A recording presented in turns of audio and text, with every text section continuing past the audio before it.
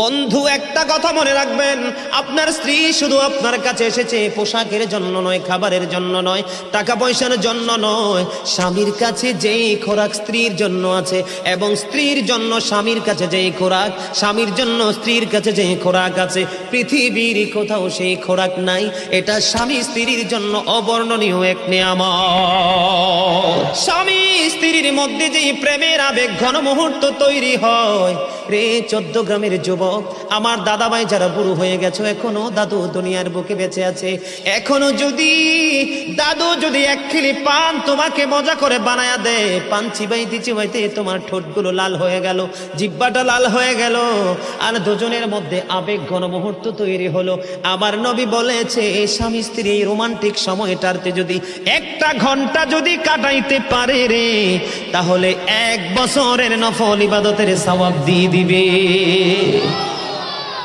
এরে যুবক, বউকে কষ্ট দিও না।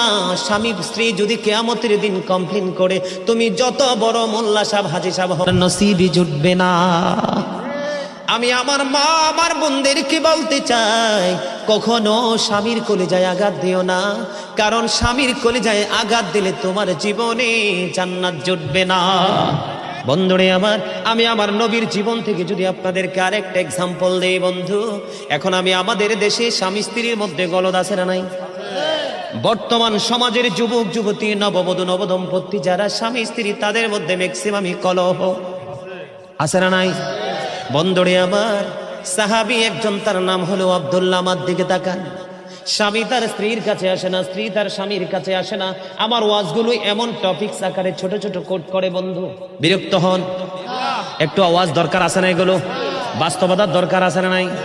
বন্ধুরে আবার, আমি আপনাদেরকে রাসূলের আদর্শ নিয়ে আজকে আলোচনা করব। চিন্তা করে এসেছে রাসূল কিভাবে আমাদেরকে দিন সম্পর্কে অ্যাক্টিভ করেছেন। বন্ধু, বিয়ে হলো সাহাবী একজনের, 3 দিন হয়ে গেল, 3 দিন 3 রাত্র পার হয়ে গেল, সে তার স্ত্রীর সাথে বন্ধু দেখা করতে এখনো আসে না। চুরিও করে না, মদও খায় না, গাঁজাও খায় না, ইয়াও করে, নেশাগ্রস্ত না। সে নামাজ পড়ে, শুধু রোজা করে আল্লাহকে ডাকে, আল্লাহর গোলামি করতেছে। দেখতে দেখতে দেখতে দেখতে বন্ধু 3 দিন 3 রাত্র পার হয়ে গেল। 3 দিন 3 রাত্র পার হয়ে যাওয়ার পরে এবার বন্ধু কি করলেন? আমার নবী ওই ছেলের বাবা বন্ধু পুত্রবধূর কাছে আসলেন। পুত্রবধূর কাছ থেকে তার ভালো মন্দ জানার জন্য এসে ডাক দিলেন বৌমাকে। বৌমা সালাম দিলেন। সালাম দেওয়ার পরে এবার ওনার পুত্র সম্পর্কে যখন জিজ্ঞেস করলো, এবার স্ত্রী একটা ডাক দিয়ে বলল, শ্বশুরকে ডেকে বলতেছে, বাবা গো, আপনার ছেলে অত্যন্ত নম্র, অত্যন্ত ভদ্র, অত্যন্ত পরেশগার, অত্যন্ত সুচরিত্রের অধিকারী, উত্তম চরিত্রের অধিকারী। বাবা, বিয়ে হয়েছে কবুল বলে শরীয়তের আইনে বেদে আমাকে ঘরে তুলে নিয়ে এসেছে। আজকে 3 দিন পার হয়ে গেল গো, এখনো পর্যন্ত আমি আপনার ছেলেকে দেখতে পাইনি। জোরে জোরে আল্লাহু আকবার। কয়দিন পার হয়ে গেল? 3 দিন পার হয়ে গেল।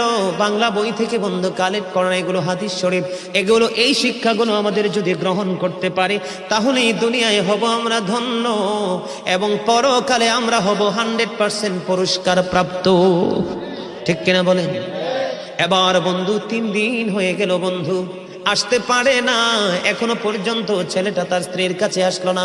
এবার বাবা পৃথিবীর কাউকে বন্ধু বললেন না, দৌড়ে চলে গেলেন প্রাণের নবীর কাছে, যাইয়া নবীকে সালাম দিলেন, ইয়া রাসূলুল্লাহ, ইয়া হাবিবাল্লাহ, নবী গো, ও প্রাণের নবী, আমার ছেলেটাকে 3 দিন হলো আমার সন্তানকে বিয়ে করিয়েছি, আজকে 3 দিন 3 রাত্র পার হয়ে গেল, এখনো সে তার বউয়ের সাথে দেখা করলো না।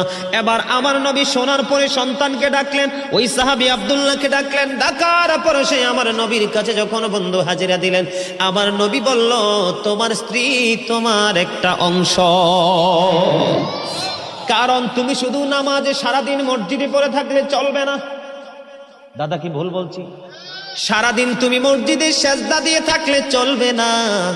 ও বন্ধু, তুমি 3 দিন 3 রাত্র 4 দিন 4 রাত 1 মাস 2 মাস 3 মাস শুধু তুমি পথে পথে ঘুরে ঘুরে আল্লাহর গোলামি করলে চলবে না। তুমি মুমিন হতে হলে নবীর আদর্শকে তুমি আপন করে নিতে হবে।